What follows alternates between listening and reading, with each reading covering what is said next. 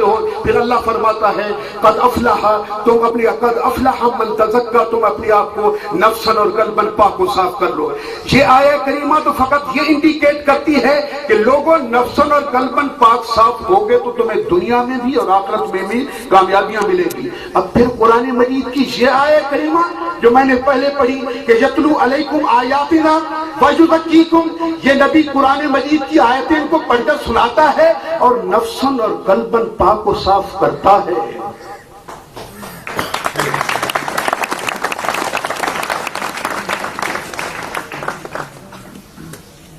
جو چاہتا ہے کہ اس کو قرآن کے علوم مل جائیں، جو چاہتا ہے کہ قرآن کے ساتھ ساتھ باقی علوم مل جائیں، دانشور لوگ بیٹھے ہیں.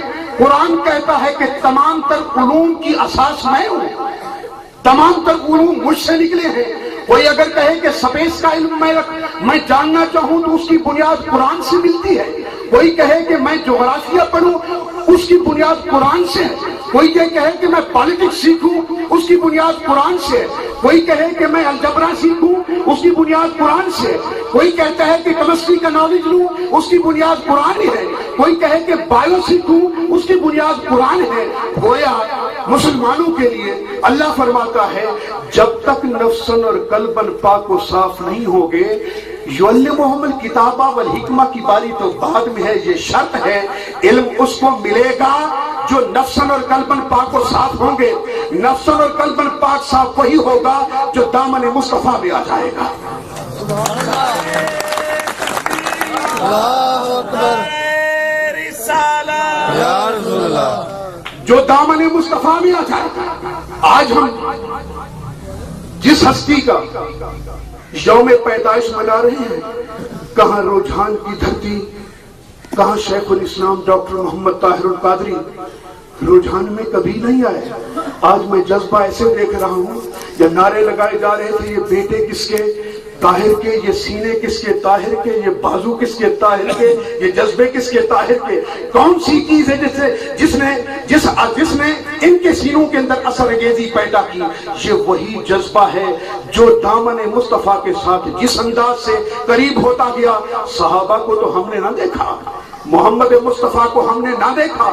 عمر فاروق کہتے ہیں کہ میں نے بڑی سلطنت کو کنٹرول کرتا ہوں، دوسرے لمحے خیال آتا ہے تو وہی عمر ہے جس کو باپ تانے دیا کرتا تھا، اے عمر تو 8 اونٹ بھی کنٹرول نہیں کر سکتا.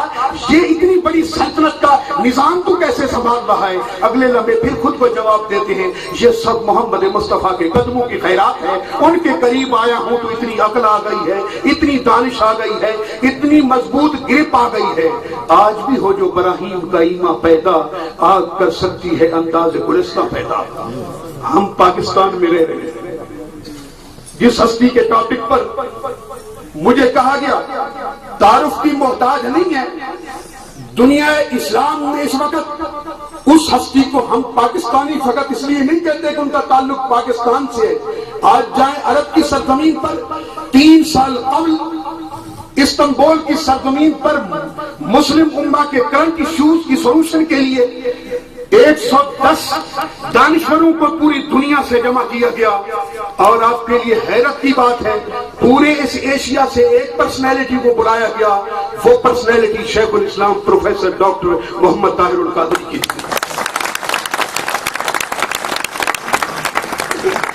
10 روزہ سیمینار میں اس مسئلے کا حل ڈھونڈنا تھا کہ مسلم امہ کو دہشت گردی کے مسائل، مسلم امہ اس وقت عذاب میں ہے، علم کے مسائل، بستی کے مسائل، معاشی مسائل، سیاسی ناہمواریوں کے مسائل، ان کا آخر حل کیا ہے؟ ہر طرف سے انگلیاں اٹھتی ہیں کہ جدھر دیکھو مسلمان رو رہا ہے، بیچارہ بے حسی میں کھو رہا ہے، جو بھی اٹھتا ہے وہی مسلمان کو گالی دیتا ہے. اس مسئلے کا حل کس نے دینا ہے؟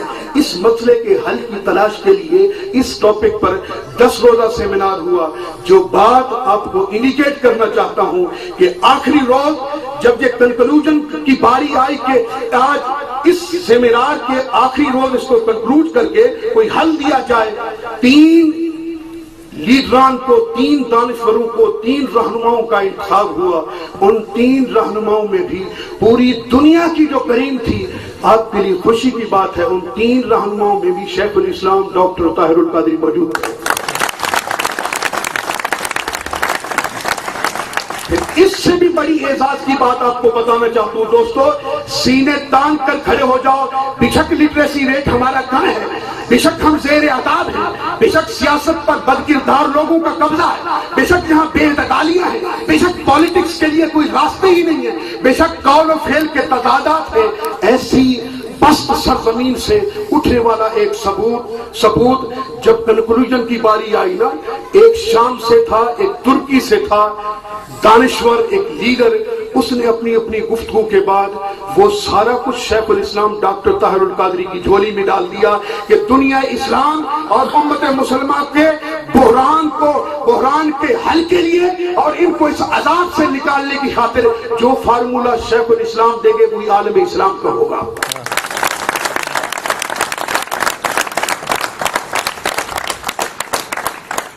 وہی ہوا، 2.5 گھنٹے کی سبیت کے بعد آپ نے کنکلوژن پیش کیا۔ جو بات میں جہاں کہنا چاہتا ہوں وہ یہ ہے کہ جو بندہ آئینی شاہد تھا وہاں موجود تھا، اس کی زبانی میں نے سنا ایسے سامنے بیٹھ کر، اس نے کہا میرے لیے حیرت کی بات یہ تھی اس حال میں کم و بیش بھی 5 سے 6 ہزار اور بھی دانشور لوگ تھے جن لوگوں نے 10 دنوں سے اپنے ویوز ڈیلیور کیے تھے، اپنے خیالات دیے تھے، وہ لوگ ان لوگوں نے اس حال کے اندر شیخ الاسلام کے خطاب کے بعد 2 قطاریں بنا لی۔ میں سوچ رہا تھا پتہ نہیں کیا ہونا ہے آگے، کوئی حلف نامے پہ سگنیچر ہونے ہیں، کوئی نئی چیز سامنے آنے والی ہے۔ پھر میری حیرت بھی کہتا انتہا نہ رہی، وہ جو 2 لائنیں بن رہی تھی وہ بیسیکلی آپ کو ہاتھ ملا کر آپ کے ہاتھوں کو بوسے دے کر یوں نکل رہے تھے۔ ایسے لگ رہا تھا کہ جیسے کلاس کے اسٹوڈنٹ اپنے معتبر اور معزز اساتذہ کے سامنے سر جھکا کر چل رہے تھے۔ یہ ہمارے لیے اتنی بڑی عزت اور تکریم کی بات تھی جس کی مثال شاید صدیوں تک بھی یہاں کی لیڈرشپ نہ دے سکے۔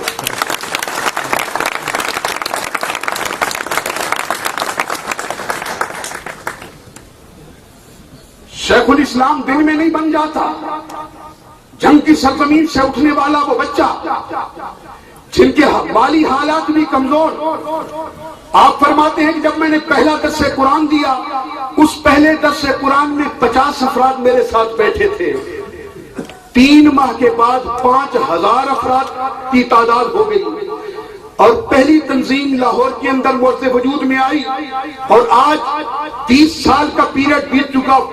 افتخار فاخر صاحب دنیا کے 110 ممالک میں تنظیمی سٹرکچر اس طرح مربوط ہے جس طرح پاکستان میں ہے۔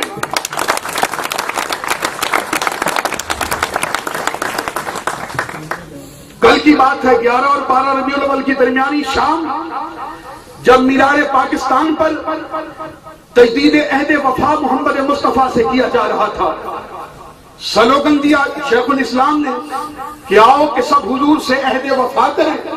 سونا تو ہمارے لیے ساری رات جاگا کرتا تھا، تو اس امت کے لیے رویا کرتا تھا، تو نے علم ڈیلیور کیا، ہم اس علم کو بھول گئے، تو نے اخلاق عطا کیے، ہم نے اس اخلاق کو چھوڑ دیا، تو نے کردار کی دولت دی، ہم نے اس کردار کو چھوڑ دیا، تو نے تقویٰ کی راہیں دکھائی، ہم نے ان راستوں کو چھوڑ دیا، تو نے نفس اور قلب پاک و صاف ہمیں کیا، ہم نے اپنی بد کرداریوں کی وجہ سے اپنے من کو پھر کالا کر دیا۔